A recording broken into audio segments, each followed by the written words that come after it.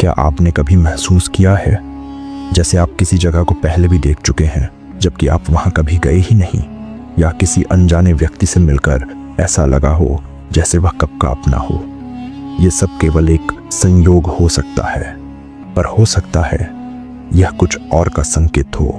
बात उस समय की है जब पृथ्वी के उत्तर पश्चिम क्षेत्र में सिंधु घाटी के पास एक छोटा सा गांव हुआ करता था, वर्णकपुर। यहाँ लोग मिट्टी के घरों में रहते थे, प्रकृति के साथ मेल जोल रखकर जीते थे। वर्णकपुर एक सुंदर, शांत और समृद्ध गांव था, जहां हर सुबह सूर्य देवता के उदय के साथ लोग अपने काम पर लग जाते थे और संध्या को अग्नि के पास बैठकर कहानियां सुना करते थे। इसी गांव में जन्म लिया एक छोटे से लड़के ने, जिसका नाम रखा गया आरवक। आरवक अन्य बच्चों से अलग था। बचपन से ही उसके चेहरे पर एक अजीब सी गहराई थी। जब दूसरे बच्चे मिट्टी में खेला करते, आरवक दूर कहीं बैठा आसमान को देखता रहता। उसकी आंखों में अक्सर आंसुओं की नमी होती, बिना किसी वजह के। एक रात जब पूरा गांव गहरी नींद में था, आरवक ने जोर से चीख मारी, नहीं, मुझे मत चलाओ, मैं कुछ नहीं छुपा रहा हूं। उसकी मां रगवानी ने तुरंत उठकर उसे संभाला, पर ऐसा पहली बार नहीं हुआ था। हर कुछ दिन बाद उसे ऐसे ही सपने आते, जिसमें आग, चीख पुकार और एक पुरानी जली हुई हवेली होती थी। वो सपने नहीं थे, वो कुछ और था। आरवक 13 वर्ष का हुआ तो उसने अपनी मां से कहा, मां, मुझे पता है मैं इस गांव का नहीं हूं, मेरा घर यहां नहीं है, मैं कहीं और से आया हूं। उसकी मां ने उसे गले लगाया, पर उसकी आंखों में डर था। वर्णकपुर के वृद्ध लोग कहते थे कि जब कोई आत्मा अपने कर्मों का हिसाब अधूरा छोड़ देती है, तभी वह पुनः जन्म लेती है। शायद आरवक वही था। उस रात आरवक ने एक नई बात कही, मां, मुझे सूर्यगढ़ ले चलो, वही मेरा असली घर है, मैं जानता हूं वहां क्या है। सूर्यगढ़ एक पुराना वीरान क्षेत्र था, जहां लोग जाने से डरते थे। कहते थे कि वहां श्रापित आत्माएं रहती हैं, पर आरवक के लिए वह घर था। रगवानी ने गांव के मुखिया से सलाह ली और कुछ पुराने लोगों के साथ सूर्यगढ़ जाने का फैसला किया। 7 दिन की यात्रा के बाद जब वे लोग वहां पहुंचे तो एक अजीब सन्नाटा था। पेड़ सूख चुके थे, मिट्टी में जलन थी और एक पुरानी हवेली, जली हुई, आधी टूटी हुई, वहां खड़ी थी, बिल्कुल वैसे जैसे आरवक ने सपने में देखी थी। आरवक ने बिना कुछ कहे उस हवेली के अंदर कदम रखा, और तब हुआ कुछ जो किसी ने सोचा भी नहीं था। उसने एक पुरानी दीवार के पास जाकर मिट्टी हटाई और वहां से एक ताम्र पत्र निकाला। उस पर लिखा था, रमेश पुत्र दुर्गनाथ, धोखे का शिकार, सत्य का पुजारी। सब लोग अवाक रह गए। रमेश? कौन रमेश? आरवक ने कहा। वही तो मैं था, रमेश। मुझे मेरे अपनों ने जला दिया क्योंकि मैं उनके झूठ के खिलाफ खड़ा था। आरवक की यादें वापस आने लगी थीं। उसने एक एक करके उन लोगों के नाम बताए जिन्होंने रमेश को मारा था। उनमें से कुछ तो मर चुके थे, पर कुछ के वंशज वर्णकपुर में अब भी थे। आरवक ने कहा, मुझे बदला नहीं चाहिए, मुझे सिर्फ अपना सच चाहिए, मैं मुक्त होना चाहता हूं। उस रात सूर्यगढ़ की हवेली में पहली बार 8000 साल बाद दिया जला। आरवक ने वहां अग्नि के सामने प्रार्थना की, अपने अतीत को मुक्ति दी और एक गहरी शांति का अनुभव किया। उस रात के बाद आरवक बदल गया। उसके चेहरे पर एक शांति थी। उसकी मां रगवानी ने कहा, अब मेरा बेटा वापस आ गया है। आरवक एक ज्ञानी बन गया। उसने गांव के लोगों को पिछले जन्म, कर्म और आत्मा की यात्रा के बारे में बताना शुरू किया। लोग उसे सुनने आने लगे।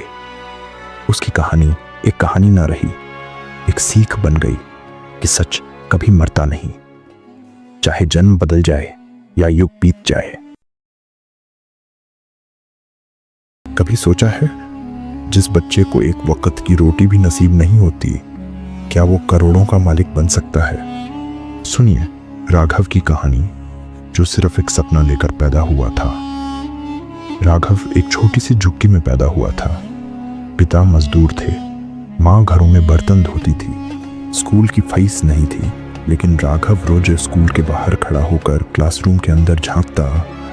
उसकी आंखों में एक ही ख्वाब था, कुछ बड़ा करना है। एक दिन एक टीचर ने उससे पूछा, तू क्यों बाहर खड़ा रहता है? राघव बोला, सर, पढ़ाई का मन करता है, पर फीस नहीं है। सर ने उसे अंदर बुलाया और वहीं से शुरुआत हुई एक चमत्कारी सफर की। राघव बिना चप्पल के स्कूल जाता। लंच बॉक्स में सिर्फ सूखी रोटी होती, लेकिन आंखों में दुनिया जीतने का जुनून था। रात में वह सड़क किनारे स्ट्रीट लाइट के नीचे पड़ता। लोग हंसते थे, लेकिन वो कहता, जो आज हंस रहे हैं कल तारीफ करेंगे। 10वीं बोर्ड में टॉप किया, लेकिन उसी साल उसके पिता की मृत्यु हो गई। घर चलाने का कोई सहारा नहीं था। राघव ने पढ़ाई छोड़कर एक चाय की दुकान पर काम शुरू किया, लेकिन हर दिन जब ग्राहक अखबार पढ़ते वो भी पढ़ता। जब लोग मोबाइल पर बिजनेस की बातें करते वो कान लगाकर सुनता। उसी दुकान से उसने अपने पहले आइडिया को जन्म दिया। चाय पर बैठने वाले अक्सर कहते, काश एक ऐसा ऐप हो जहां गरीब लोग भी अपनी चीजें बेच सकें। राघव ने सोचा, अगर OLX अमीरों के लिए है तो गरीबों के लिए क्यों नहीं। उसने YouTube से कोडिंग सीखी, रातों को फोन पर नोट्स बनाए और 1 साल बाद एक ऐप लॉन्च किया। सेकंड चांस, गरीबों के लिए डिजिटल बाजार। शुरू में किसी ने भरोसा नहीं किया। फिर एक दिन एक महिला ने इस ऐप से 300 रुपये में पुराना फ्रिज खरीदा और उसकी स्टोरी सोशल मीडिया पर वायरल हो गई। अगले दिन NDTV, ABP न्यूज़, हर जगह राघव की कहानी छा गई। 5 लाख डाउनलोड, 2 करोड़ का इन्वेस्टमेंट और 1 साल में राघव बन गया डिजिटल इंडिया का सबसे युवा करोड़पति। आज जब वो उस चाय की दुकान के सामने से गुजरता है जहां उसने बर्तन धोए थे, वह चुपचाप एक पुराना कप उठाकर मुस्कुराता है। सपने वही सच होते हैं जो नींद तोड़ देते हैं। अगर आपको राघव की कहानी ने छू लिया हो तो याद रखना, आप भी राघव बन सकते हो। बस सपने देखो और रुकना मत। बहुत समय पहले की बात है, जब न समय की रेखा थी न ही कोई घड़ी चलती थी, जब धरती पर इंसान पेड़ों की छांव में अपने भाग्य की कहानी लिखते थे और आकाश देवताओं की भाषा में बातें करता था। उस युग में जब मनुष्य और प्रकृति एक दूसरे के रहस्य समझते थे, एक ऐसा गांव था जिसका नाम था प्रालोक। ये गांव पहाड़ों की गोद में बसा हुआ था, नदियों के मधुर स्वर में सांस लेता था और चांदनी में सोता था। प्रालोक की सबसे अनमोल धरोहर था कुंजार वृक्ष, एक पेड़ जो धरती के गर्भ से सीधे आकाश के सीने तक फैला हुआ था। कहते थे यह वृक्ष पृथ्वी माँ ने अपने आंसुओं से सींचा था और वह हर दिन एक नया फल देता था, कभी स्वर्ण रंग का, कभी चांदी सा चमकता, कभी तो उसकी महक ही गांव को नशा दे जाती थी। प्रालोक गांव के लोग शांत थे, सरल थे और सच्चे थे। वे सूर्य को दिव्य पिता कहते थे और धरती को माँ धरणी। हर सुबह वे कुंजार वृक्ष के नीचे एकत्र होते, उसकी जड़ों को जल चढ़ाते और कहते, वृक्ष देव तू हमारे जीवन का आधार है, तुझसे हम हैं, तेरे बिना कुछ नहीं। वृक्ष भी जैसे उत्तर देता था। उसकी पत्तियां हिलती और एक मनमोहक फल धीरे से नीचे आ गिरता, कभी नीलम सा, कभी अमृत बूंदों सा।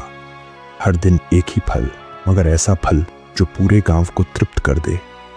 गांव का हर बच्चा, हर वृद्ध, हर स्त्री पुरुष उस फल से केवल एक टुकड़ा ही खाता, मगर ऐसा लगता जैसे किसी देवता ने उन्हें छू लिया हो। लेकिन हर गांव में एक काली छाया होती है। उस गांव में एक युवक रहता था, विराट, जो अपने ही मन की आग में जलता था। वह दूसरों से अलग सोचता, अलग चलता। बचपन से ही उसमें कुछ ऐसा था जो उसे गांव से दूर कर देता।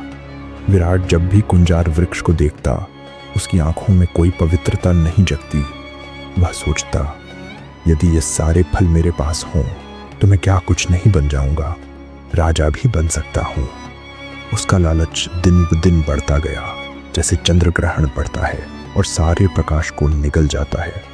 एक रात जब प्रालोक गांव गहरी नींद में था, चंद्रमा बादलों में छिपा था और पत्तों की सरसराहट में कोई मंत्र गूंज रहा था।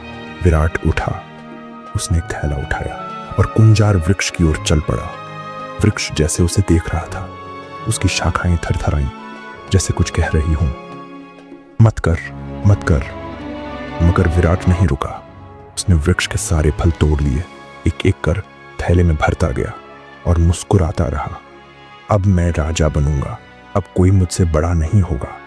मगर जैसे ही अंतिम फल उसके हाथ में आया, वृक्ष से एक कराह निकली, एक हूक सी, और अगले ही पल वो पेड़ सूखने लगा।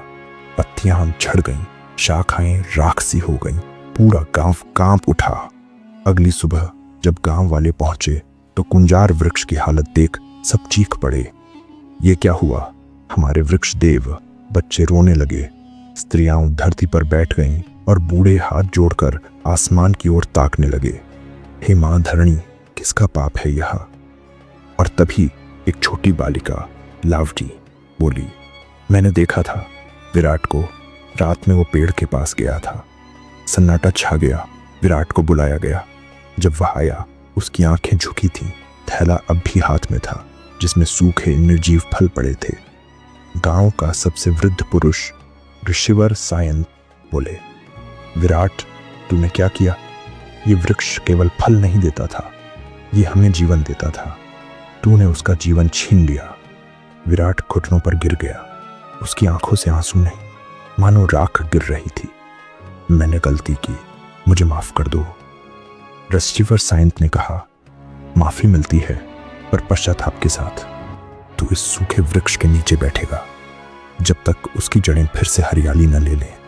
तू उसका सेवक बनेगा। विराट ने उसी क्षण व्रत लिया।